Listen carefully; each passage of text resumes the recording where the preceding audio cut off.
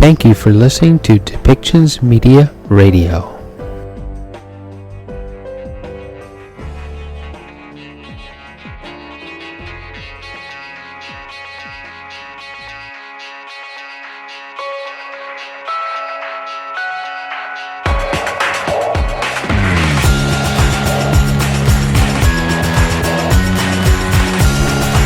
Welcome to Policy and Rights, the show about government policy and human rights.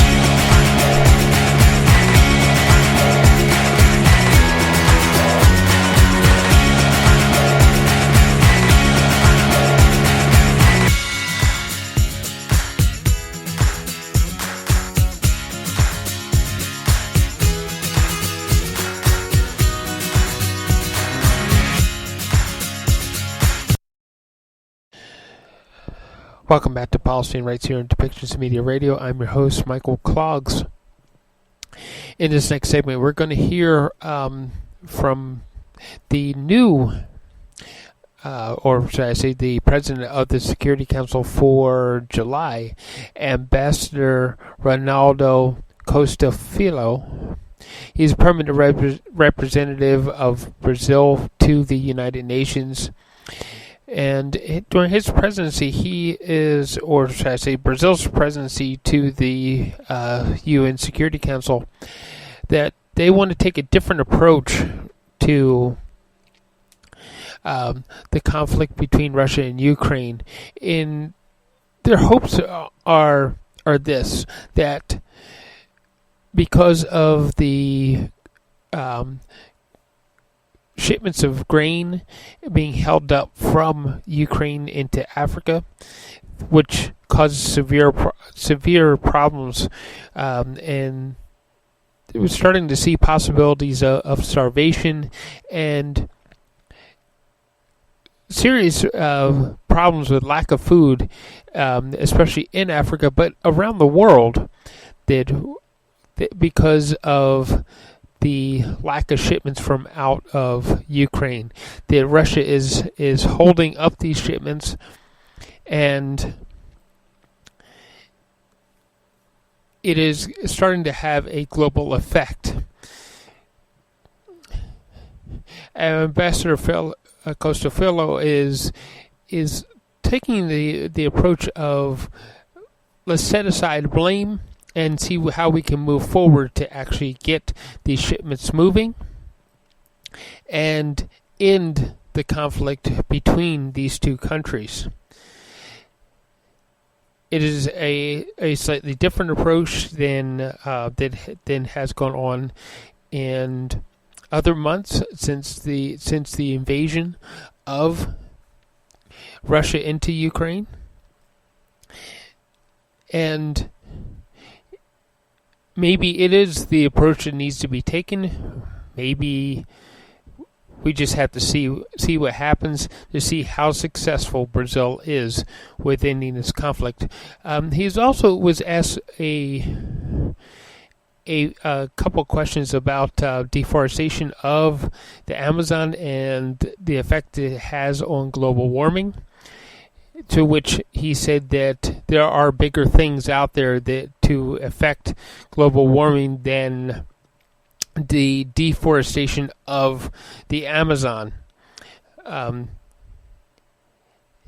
There are if we go and do our research, we'll find if his answer is a political answer from Brazil or if it is a more accurate answer.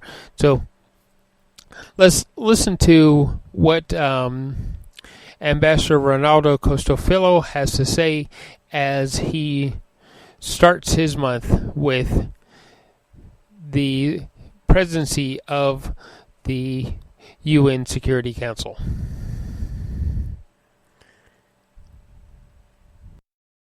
Good afternoon, everyone. Welcome to the press conference of the beginning of the Brazilian Security Council presidency in July. We have here today with us Ambassador Ronaldo Costa, permanent representative of Brazil to the United Nations, accompanied by Ambassador João Genésio de Almeida, deputy permanent representative of Brazil to the United Nations, and Political Coordinator, Minister Paula Alves. I have the honor to invite the Ambassador to take the floor for initial remarks and to brief you on our recently adopted program of work. Afterwards, we will be happy to take some questions. Thank you. Thank you all for showing up. We have not too long, so I'm just going to try and race a bit through what has been included in the program of work very briefly, and then I'll be open to questions. Let me, before beginning on the program of work, underline our profound gratitude to Ambassador Ferit Hoxha of Albania and his team for a very successful conduct of the presidency in June, a very challenging month with a very dense agenda before the Council. First order of business to say we have circulated as presidency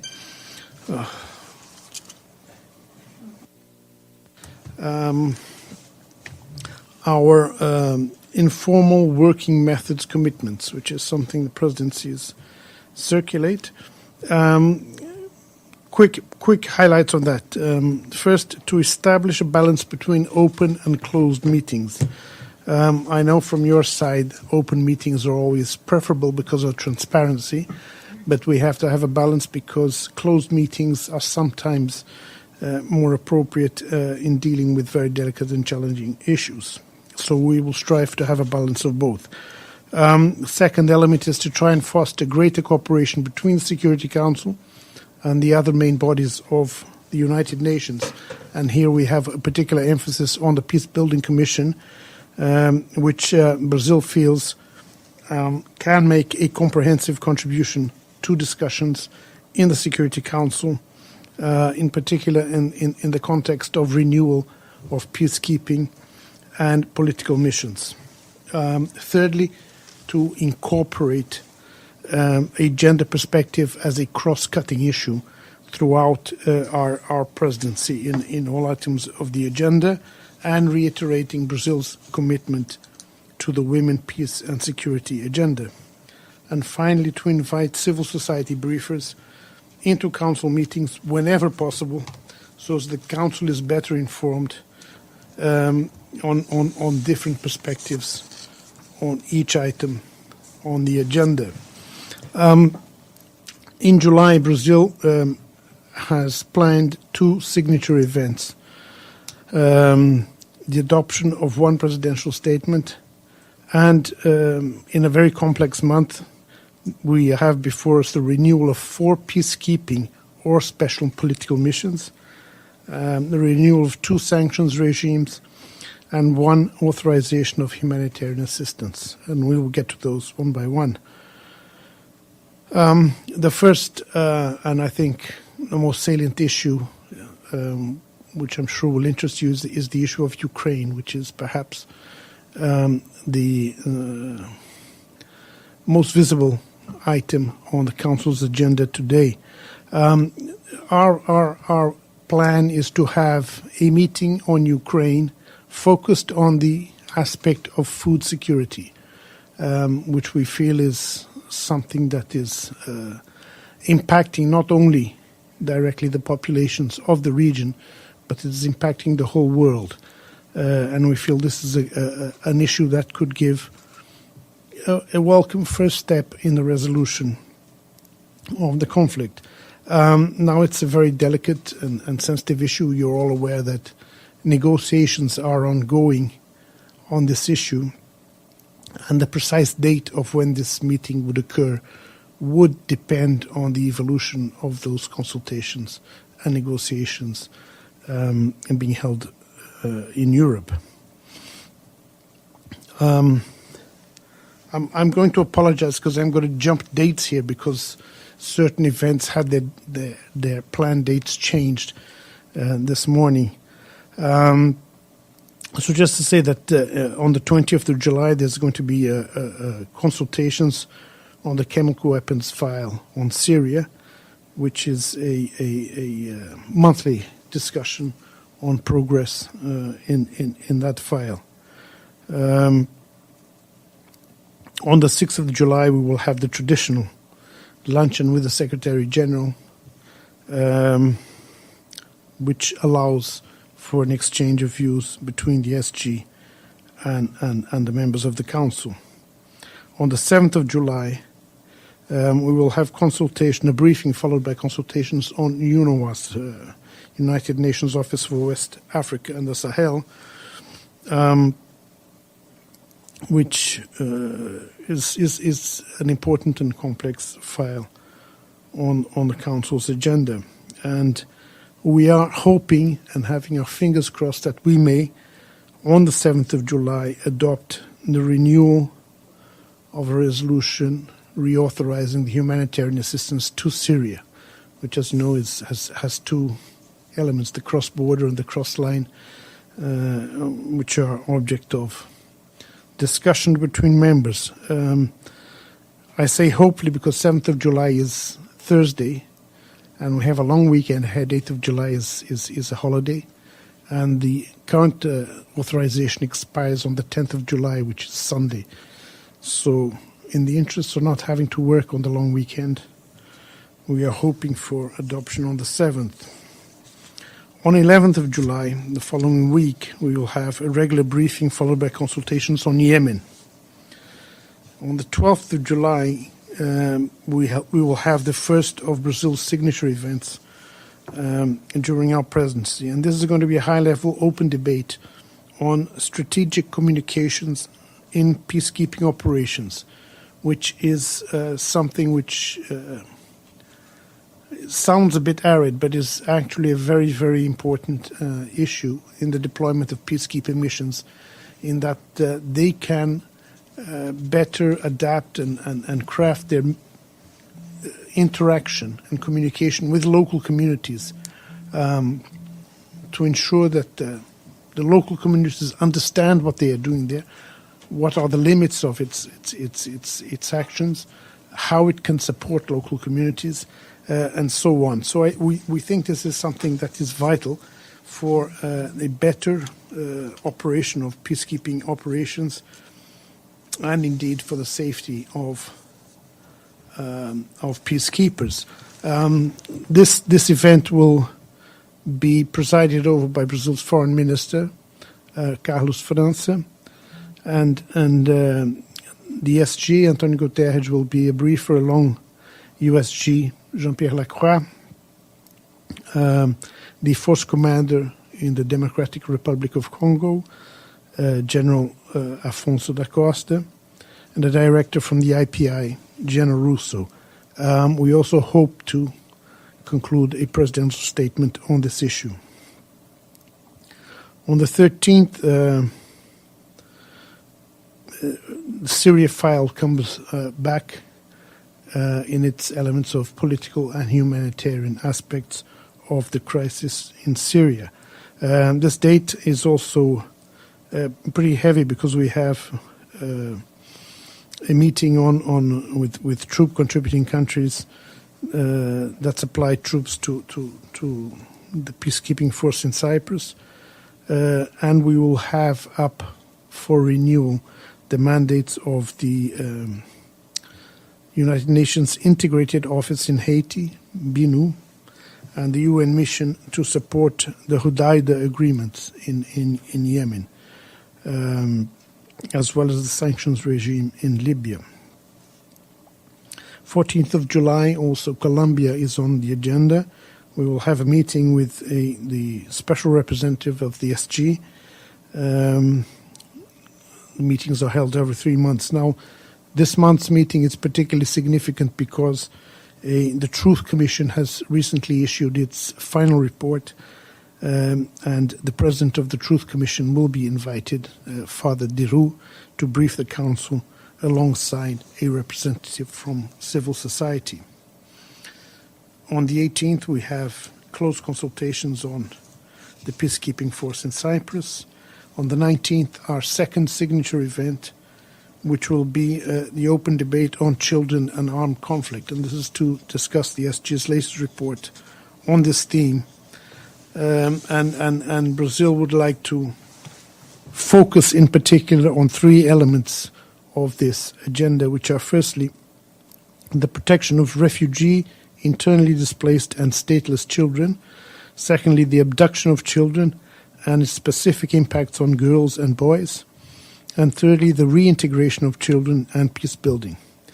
The discussion will be hosted by our Vice Minister of Foreign Affairs, Ambassador Fernando Simões Magalhães, and we will have as briefers Ms. Virginia Gambas, Special Representative of the SG for Children and Armed Conflict, and Ms. Catherine Russell, Executive Director of UNICEF, alongside a representative from civil society.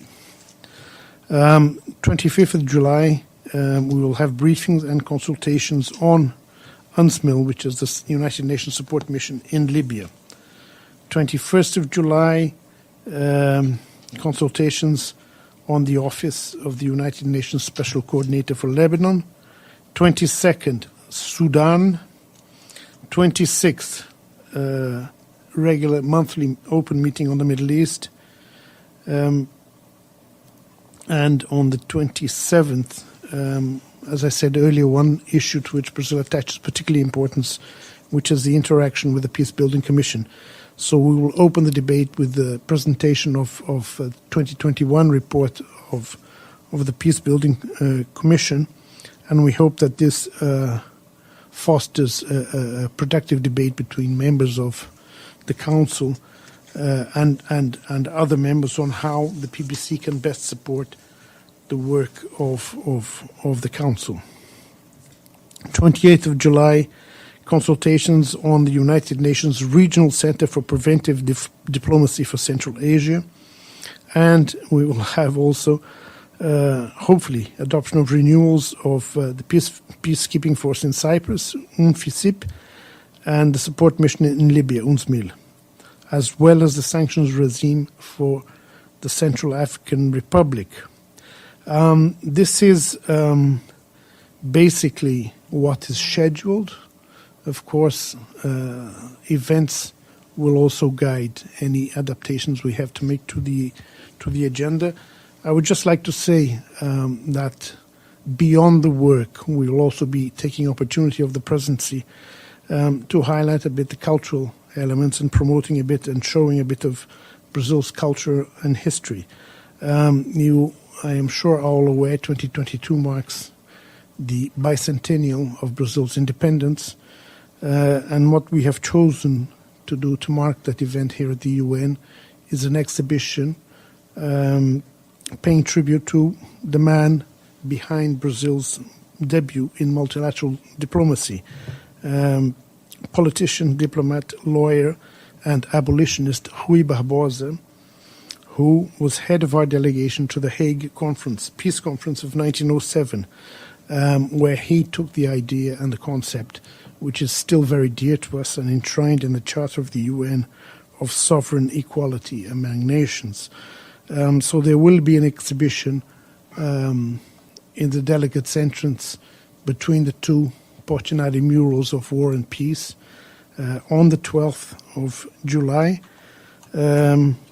which, beyond formally opening the meeting, we will have caipirinhas and some delicacies to mark the event. And I hope to see many of you there. That is what I would like to say, and please, any questions, I am delighted to answer. Thank you. Thank you so much, Ambassador, on behalf of ANCA, and we wish you the best of luck for the month ahead. My question, Valeria Robeco from ANSA News Agency, my question is on Ukraine. Are you already planning some concrete steps on the wheat crisis here in occasion of the Security Council meeting? And if you do see chances of to open corridors for the export? Thank you so much. Thank you.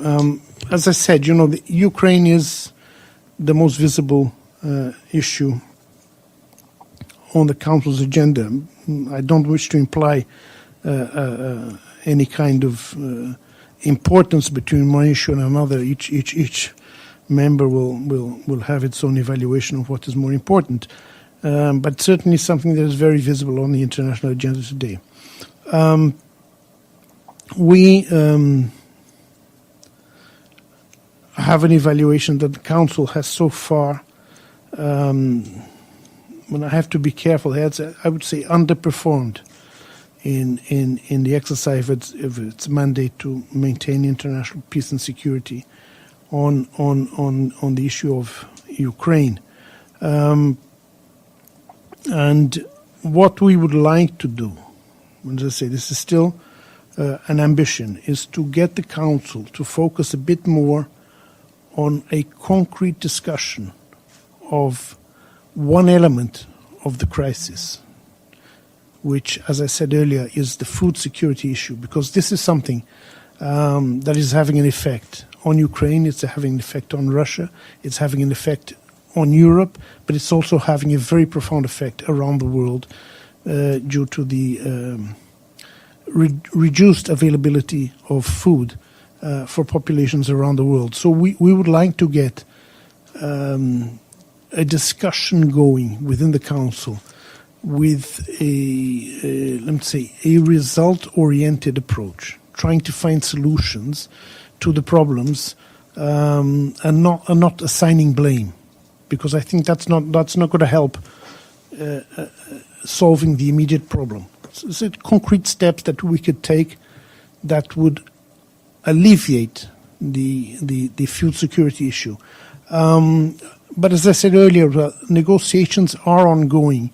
Very discreet negotiations with them. We know Turkey is being of enormous help, and Turkey, sorry, and the SG himself is personally involved in this. So what we are saying here is we are going to wait for the best time, according to the evaluation of those directly involved in those talks, as to when to bring it to the Security Council and try and get the Council more engaged in that file. Oh, sorry, here. Thank you very much, Mr. Ambassador. Edith Lederer from the Associated Press.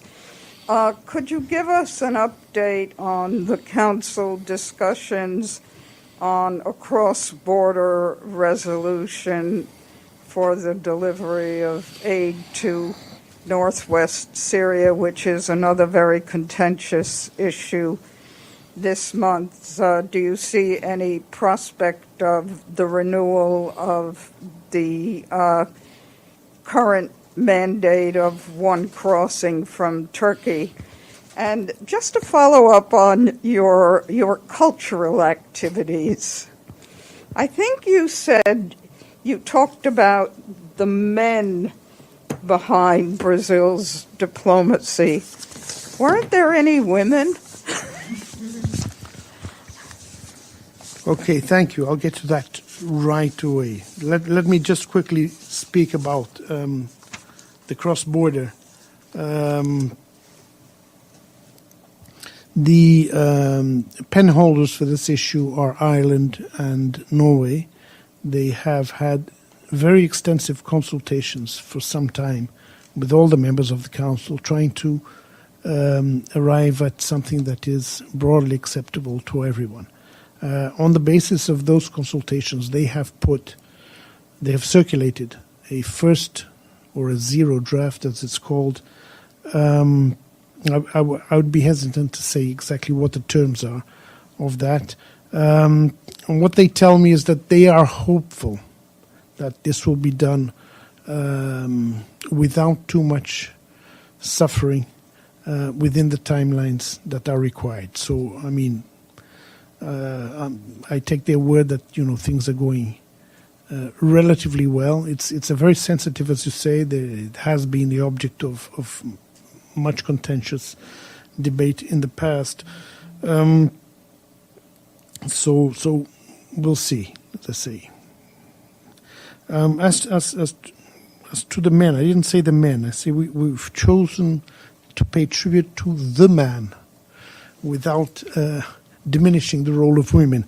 I don't know if you saw very recently we adopted the resolution on women in diplomacy, 24th of June being declared the Day of Women in Diplomacy. And we tweeted about this. We are very proud of 3 women in particular who come to the fore of our mind in Brazil. The first is, I'm going to speak, and you'd have to check the exact dates, but we are proud of Maria de Castro Rabelo, who was the first public servant in Brazil, admitted by a public contest, not known, and she was a diplomat. And just for information, this was in 1918, and this was so out of the ordinary at that time that her nomination, she was approved in the public exams, but her appointment went all the way to the president, because having a female civil servant at that time was something quite extraordinary. We're also very proud of Odete, I've forgotten the surname, I'm sorry, Odete, I can find it for you, who was a career diplomat, and she was the first career diplomat in the world to ascend to the post of ambassador. And she was appointed as ambassador to Israel in 1959. And Odete de Carvalho, thank you. And the third person we are extremely proud of is Berta Lutz, who was part of our delegation to the San Francisco conference. And she is the person who insisted on the equality of rights between men and women. And if you're interested, there's a very good HBO documentary on her work in the San Francisco conference, which is a delight to see. So I'm not being gender insensitive. I read about her and written about her. Berta. Hi, Mr. Ambassador. This is Deji Xu with China Central Television. First, wish you a successful presidency. I have 2 questions. First, as the president, actually, I asked this question to Mr. Hoxha, the president of Albania, a month ago. We saw in many issues, the Security Council is quite divided. As a president, what's your plan to put them together to show the world it's the solidarity of the council? And second question, in the capacity of Brazil, the Brazilian President Bolsonaro during his visit during the BRICS summit, he said emerging economies must join efforts toward reforming the United Nations to ensure they have proper representation. So can you give us some more detail or the idea how Brazil would see the reform of the United Nations? Thank you very much. Thank you. On the issue of division, it is a fact, that it's very clear to anyone who looks at the workings of the council that, particularly since the invasion of Ukraine, the situation has become very, very split within the Security Council. It's very difficult to get the agenda moving forward. But I would refer you back to the statements Brazil has made since the very beginning of the crisis, in which we have always advocated that the only way to find solutions is to get people around the table to talk. And that in this effort, we believe very strongly that finger pointing is not helpful in any way. So what Brazil will continue to do in its exercise of the presidency is to try and get people around the table to discuss the issues in an open and frank manner. That's the only way we can move forward, through diplomacy and negotiation. On the participation of emerging economies, this is a long-standing objective of Brazil, and it goes much beyond the United Nations. I mean, Brazil has for a long time been an advocate and so that international organizations and as a whole fully have to understand adapt and comprehend to a new reality. The consequences of the things that A new geopolitical reality. We have had some progress, particularly in the economic arena, with the G20 emerging as an important element of macroeconomic governance, and the rebalancing of voting shares at the IMF and the World Bank. The one place where no progress whatsoever has been achieved. What was the turning point for you? Is in the UN, and for that we really feel that a reform of the composition of the Security Council is urgently required, so as to take into account this new reality of emerging economies having a more important participation in contributing to the maintenance of international peace and security. Negotiations have been going on for 30 years, and we are still hopeful.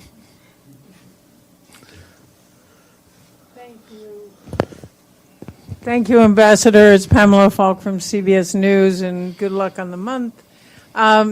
My question is about non-proliferation. You may have mentioned it, but do you have, since Iran talks are going on and North Korea has been an issue with new testing, do you have something on it? And on a bigger picture question, your president came during the last UNGA. Is there a particular reason he might not come? Because sometimes presidents come during the month. And do you expect him to come to UNGA this year? It's only a few months away. Thank you. Okay, thank you. On non-proliferation, there is nothing on the regular agenda that will bring this issue to the agenda. Evidently, if something happens, as we have been seeing since the beginning of this year, very frequent meetings on particularly on North Korea, then evidently we would have to convene a meeting if something warrants it. But there's nothing, let's say, in the regular agenda foreseen on the non-proliferation agenda. The upcoming high-level week in September, the indications I have thus far is that the President, yes, he intends to come. We have a particular circumstance that elections will be held 2 weeks after the opening of the high-level week, so I couldn't assure you he will come, but he's planning to come at this stage. Thank you.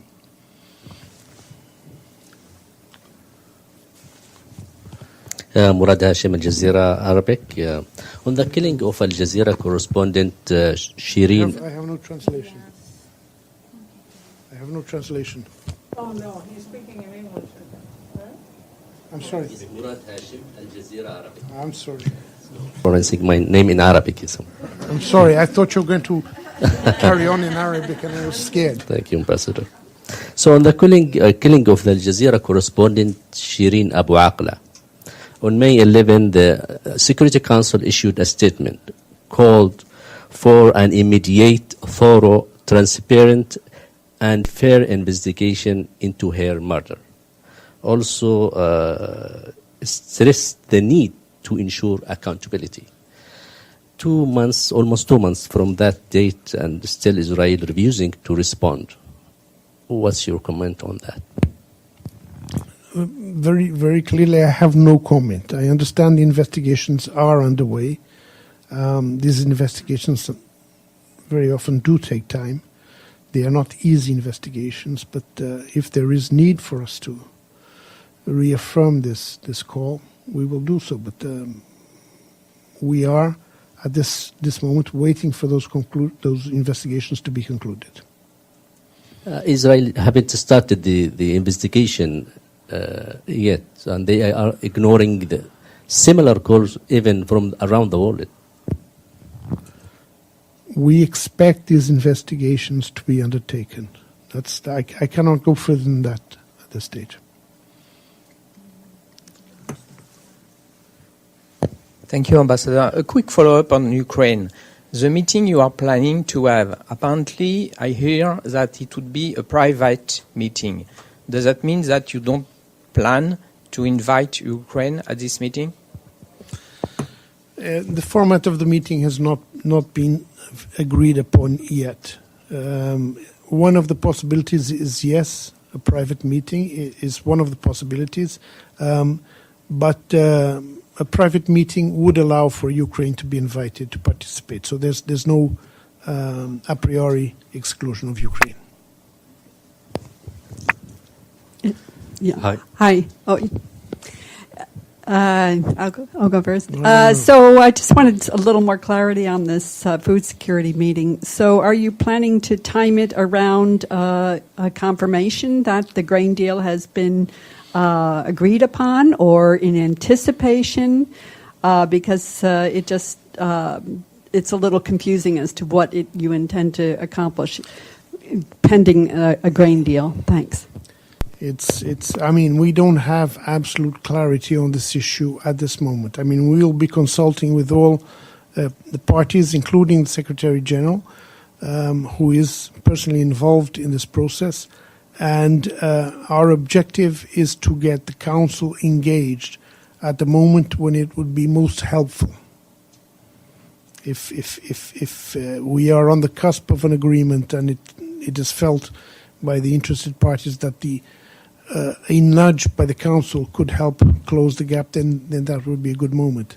If the negotiations arrive at a good conclusion on their own, and the Council is called to ratify it, as it were, then that will be the choice. So at this moment, we'll have to wait and see how things progress. Okay. Hi, thanks for this briefing. Afram Qusayfi from Arab News Daily. I have a question on Libya, and precisely on the delay in appointing a special envoy for Libya. What is causing this delay? Why can't council members agree on one? Can you tell us some of the main points of contention between council members around the envoy? And also a second part to the question, what are exactly the qualities and qualifications that you're looking for in an envoy for you all to agree on one? Thank you. Thank you. I mean, I don't think it's entirely appropriate to ask the presidency, because the appointment is a recommendation made by the Secretary General when he identifies someone he believes is up to the task, and he requests the opinion of the Security Council. Now, why one or another member raises an objection, you would have to ask each one of them, because there's no specification. I mean, members will not come forward and say, I don't want this person because of this reason. He'll just say, I don't want him. So I cannot tell you why members object to certain appointments. And the qualities you want, someone who can be very forceful and independent in getting the mandate that is assigned to him done. Someone who will have the ability to talk with all the interested parties in that particular situation, and can do so independently. So I think these are the two main qualities that are sought. No, I'm sorry.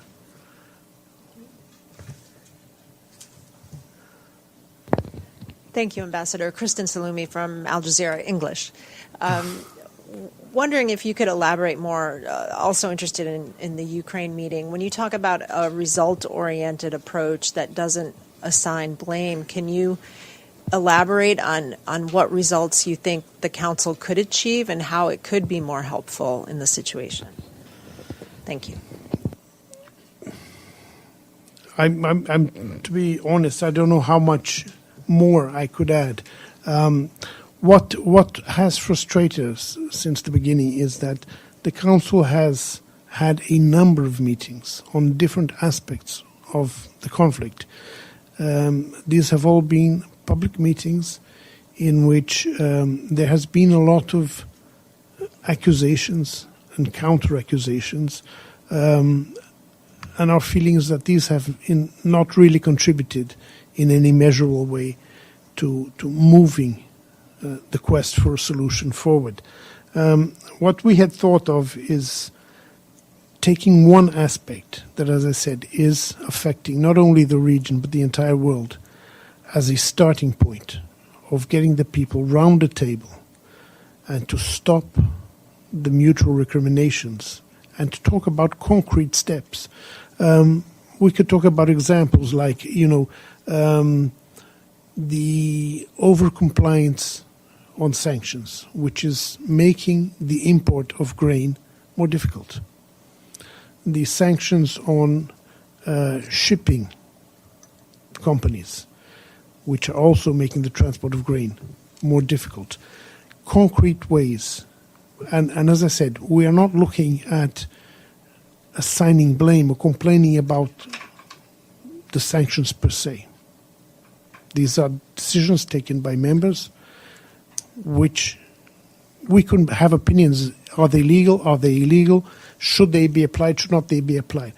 But the important thing at this point is how can we get trade flowing from the producers to the people who need it despite the sanctions. This was, the initial thought we had. How can we overcome the hurdles that are there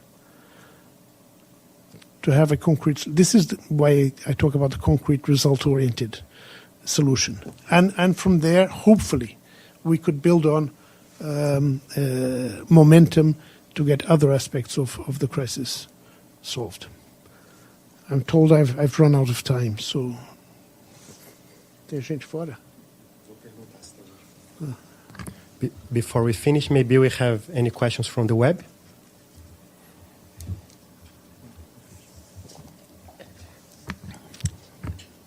No. No? Tem? No. Okay.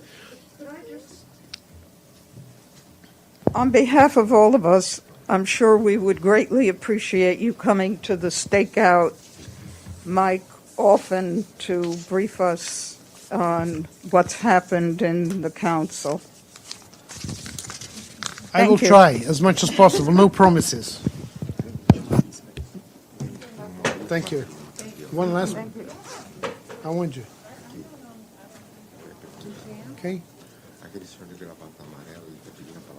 I'm sorry, I missed someone. Mr. Ambassador, I have a question, Mr. Ambassador, here on the web. If you allow me to, please. Yes. I'm sorry. Can you just wait Yes, a minute? Mr. Ambassador. I'm told someone here has been asking for the floor for a long time. I apologize, I didn't see you. The mic is off. Hi, Frank Uciardo from TRT World. I had a quick question about North Korea. Many experts expect there to be a nuclear test this month from North Korea. Would you be for increased sanctions on that country? I didn't hear the last part. Basically, most experts on North Korea and in South Korea are expecting a nuclear test from North Korea this month. Would you be for increased sanctions on North Korea if that happens? I cannot prejudge what my government will decide if anything should happen. Brazil has unequivocally condemned each and every instance of violation of previous Security Council resolutions on non-proliferation by North Korea. So that stance, I think, is clear. What we would do on an eventual path forward or resolution, I cannot anticipate that. I would have to consult my capital. Thank you. Thank you. And the one from the web, very quickly. Yeah. Is that with me, Mr. Ambassador? I'm here. Okay, thank you, Mr. Ambassador. My name is Oscar Bolanos. I am from OMB News Latin America Network. And my question is, Mr. Ambassador, as you know, recently there was a shocking news report where about at least 53 men, women, and some children died and being abandoned in a truck in San Antonio, Texas. And human trafficking, as you know, and migrant smuggling are global and widespread crimes that use men and women and children for this profit. So my question is, in humanity, on those incidents of migration and human trafficking combined, do you think that is an issue to bring up to the table to discuss, to strive for eradication of these crimes through the dismantling of the criminal enterprise that trade in people and conviction of the main perpetrators? I think it is, yes, an issue that has to be brought to the table. But no, it's not an issue for the Security Council. This is not, for all the gravity of the situation, this is not a threat to international peace and security. So there are appropriate bodies, the Human Rights Council, the IOM, that could deal with this in a much more effective way. In many ways, there is a parallel on how Brazil sees the issue of climate change. We are 100% behind the effort to combat climate change, but we do not believe this is a threat to international peace and security. Yes, there may be impacts on specific situations of threats to peace and security, and the Sahel in Africa, I think, is a very clear example of how climate change contributes to the instability in that region. But we do not believe that climate change as a horizontal issue is one that warrants discussion in the Security Council. There are inclusive bodies, the UNFCCC, which incorporates each and every member of the international community, which has a long history of consensus-based decision-making in striving to combat climate change, is the appropriate forum to deal with this. I'm just being reminded, if you look at the last report of the IPCC, there's a very clear mention that the evidence that climate change is a factor in in conflicts is weak at best. It's very weak. So this underscores our belief that climate change should be dealt in the appropriate fora and dealt with only when it has a clear and measurable impact on a specific security situation in the Security Council. Is there a follow-up question on that? Okay. Yes, this is the last question. Okay. President-elect Gustavo Petro, he says that one of his priorities will be the fight against climate change.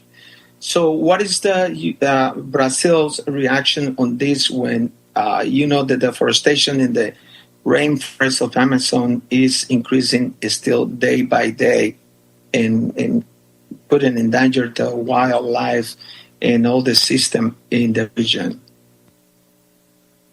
Simple, and it goes on the same line. We are firmly committed to combating climate change, and we accept that deforestation in the Amazon is a problem, but it is one of the many problems that are cause of climate change.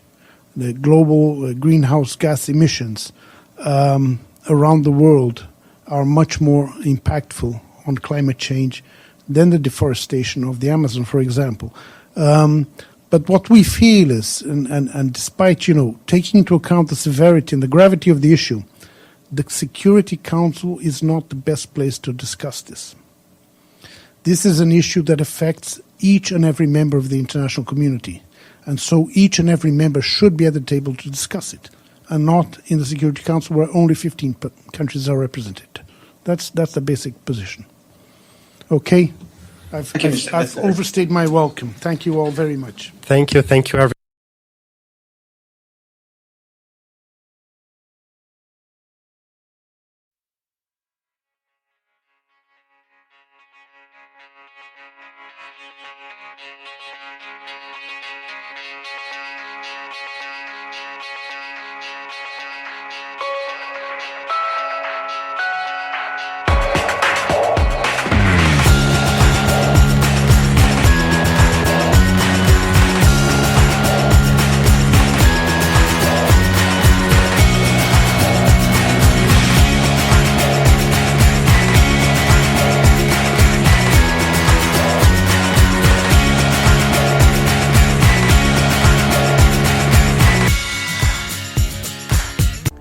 This show has been produced by Depictions Media.